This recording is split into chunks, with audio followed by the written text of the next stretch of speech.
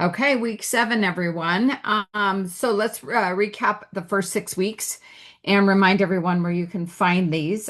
Week 1 was about sharing your personal story, your testimonial. There's nothing more powerful than your own personal results.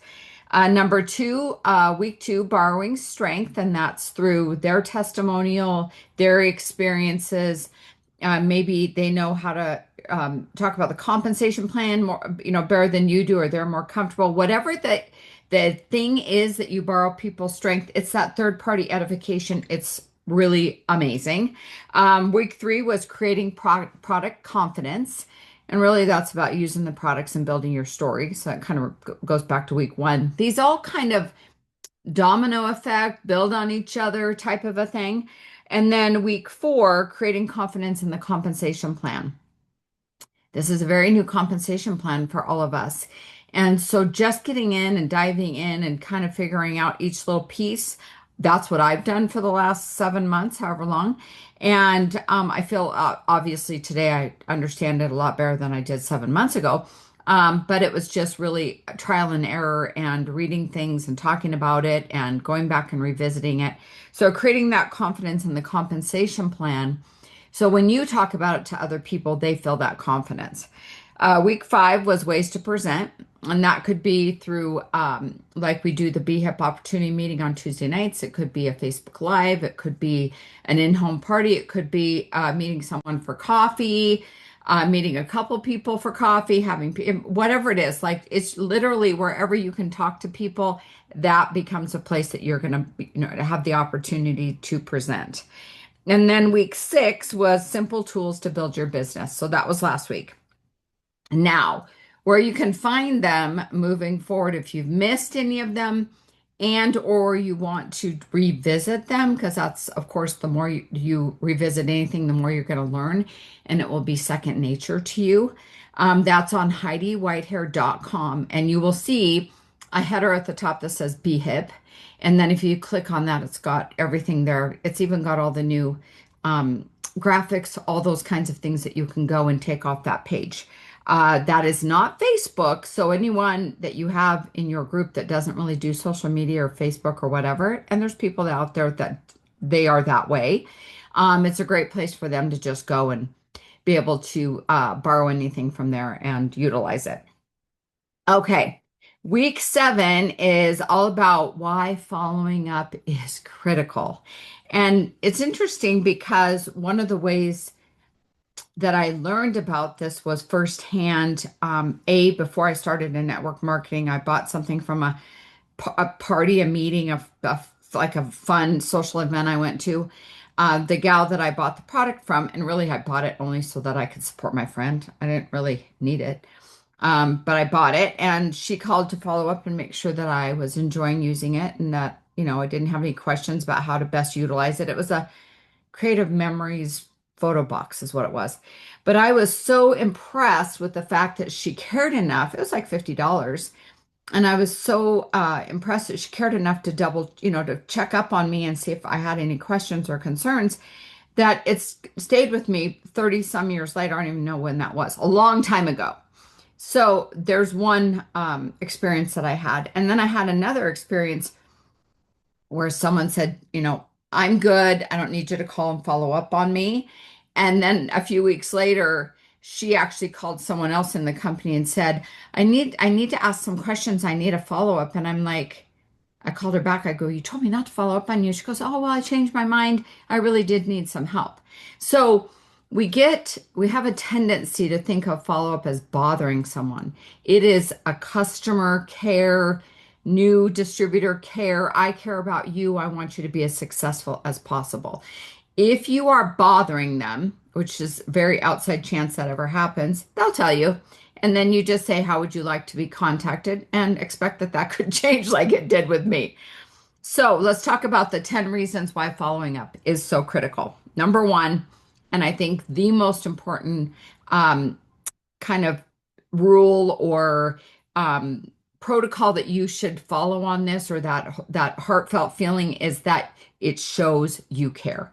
It shows you care about the sale, that you didn't just give them a product, take their money and run. It shows you actually care about them getting great results. So following up builds trust and lets people know they matter beyond the sale or beyond the sign up. Number two, people get busy. Most people don't say no. So this would be a follow-up on someone that you've shared a product with or the business with, and nothing has happened yet. And these are where probably, I don't know, a big percentage, 95, 99% of the sales are lost because we don't follow back up on these people. So most people don't say no, they simply get distracted. Follow up keeps the door open.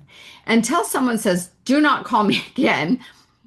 And even if someone, I don't think anyone's ever said that to me. But if they did, I would say, "Oh, no problem. Thank you so much. Take care. And if you ever need me, you know how to find me."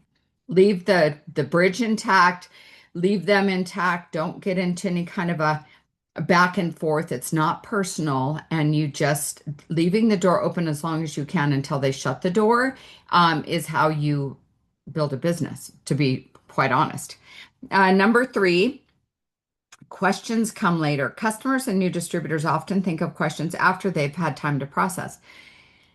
When I very first started, I started because I had a sick baby. I didn't know what questions to ask. I had no idea until I started taking the vitamins and kind of feeling, playing around with how I mixed them, all that kind of stuff. I didn't know was going to have questions, and I didn't know what those questions would be. So giving people a chance to say, "Hey, I was thinking about you today," because if you were thinking about them, if you picked up the phone, and I just wanted to see if you had any questions or anything that I can help you with. I absolutely love our vitamins, and I know you will too. That's kind of how I handle one. Number four, it increases retention. Consistent follow-up helps customers stay consistent and distributors stay engaged. People are I say this all the time, we all have some form of ADD. And if you don't keep people on the straight and narrow with their products until it becomes a habit, which takes about 3 weeks, then you have any time during that time frame, you can lose them because if they get confused or they don't know how to take it or they fall off the habit of taking it every day, that is a chance for them to not jump back on the habit, right? Number five, confidence grows with support. So new people feel more confident when they know you're there to guide them. I always tell anybody or tell everyone that I'm talking to about, it doesn't matter if it's products or business, I am here to help you. I don't know if you need me unless you call me, because a lot of people say, "Oh, I don't want to bug you." I'm like, "Bug me." Because if you're bugging me, I know you need me, and that's totally okay. It's my job. I love what I do. So feel free to talk to them like that. Talk to them like they're your best friend. I mean, within reason. But talk to them and say, "Hey, I love what I do. You're not bothering me. Please, please, please text me, call me, whatever works for you. I'm always available. And if I happen to be on the phone, I'll call you back. Not a big deal." Number six, it prevents frustrations.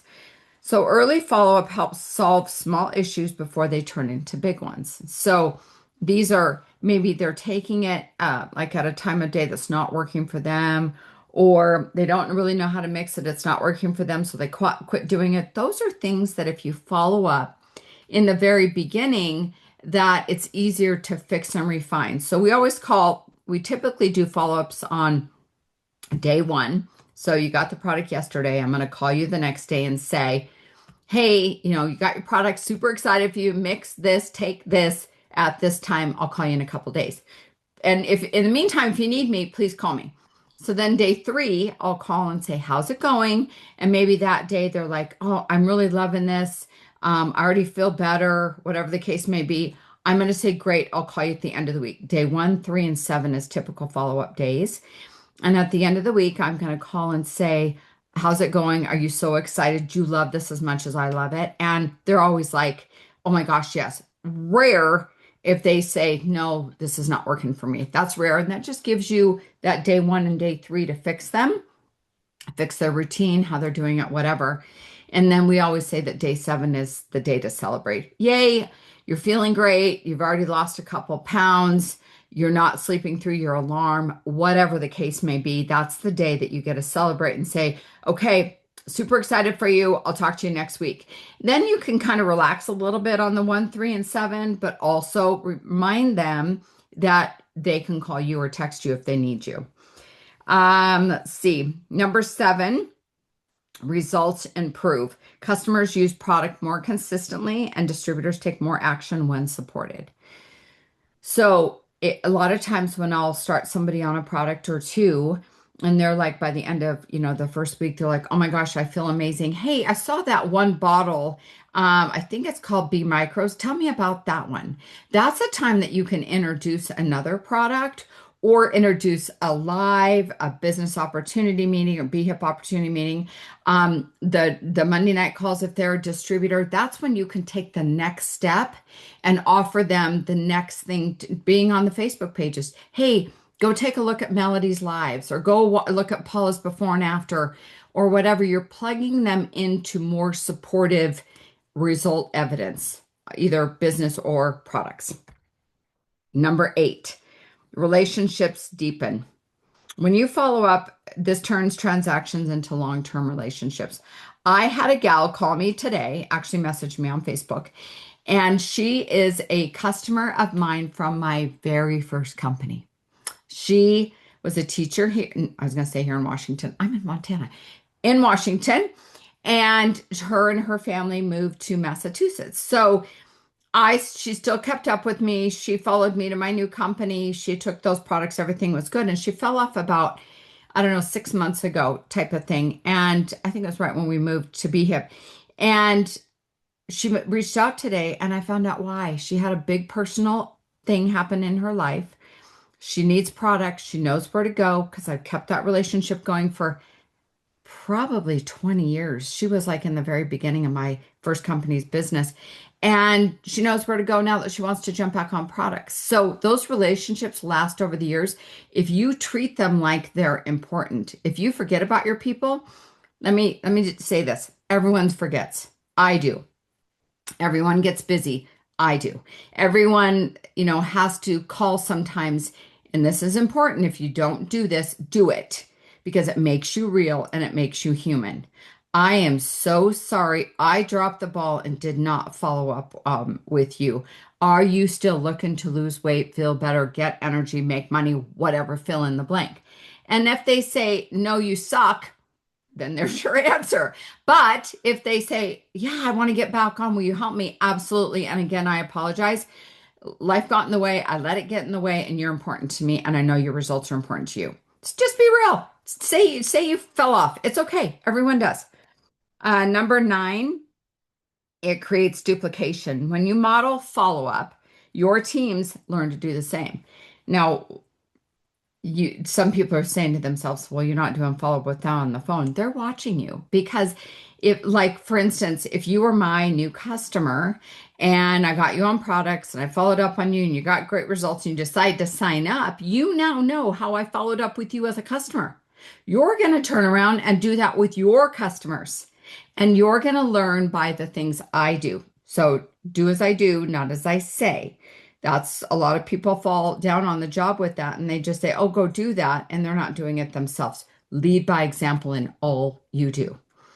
And then number 10, it builds a strong, sustainable business. My friend is a perfect example of that. The one that reached out to me today, after all of these years, she knew exactly where to go when it was time for her to jump back on products. Life got in the way for her in a big way. And I'm so happy she's back, because I know I can help her feel good again. So those relationships, if you treat people right, and has everything between her and I, meaning every follow-up call, all that, been perfect for the last 20 some years? No, no. But she knows I care. She knows that I want her to get great results, and she knows she does. And when she takes the products that I suggest, she trusts me, because we built that relationship. So consistent follow-up leads to loyalty, referrals, and long-term growth. Let's talk about referrals really quickly. If I started on a product, well, here, I'll use one of you guys. Let's say that I gave Carrie, got her as a customer, started on a product, and she's getting great results and she's feeling amazing. This is really how I built my business, you guys. Pay attention. And in a follow-up call, I called Carrie and I'm like, how you doing? And she's like, well, great. I feel so good. Awesome. I'm so excited about you, how you're loving the Be Multi and the Be Charged. Those are two of my very favorites. Hey, if you know anyone in your circle of friends, family, coworkers, neighbors, whatever, that wants to feel as good as you and I both feel free to either send them to me. I'll take great care of them and I'll give you a referral credit to buy your products, or I can show you how to be a distributor and how you can make all the profit. That's what I say, and that's how you get referrals. And if Carrie's happy and Carrie's getting great results, and I'm treating her right, and I'm following up and making sure that she's getting her money's worth, she's going to refer people because people are going to go, "Dang, you look good. What are you doing? How do I get some?" And then Carrie's not going to say, "Oh, go online and go find somebody at BHIB." She's going to say, "Oh, call my friend Heidi. She'll take great care of you." So taking good care of your customers.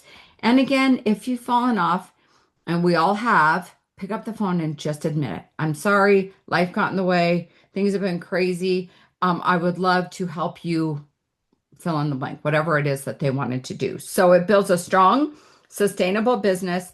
Consistent follow-up leads to loyalty, referrals, and long-term growth.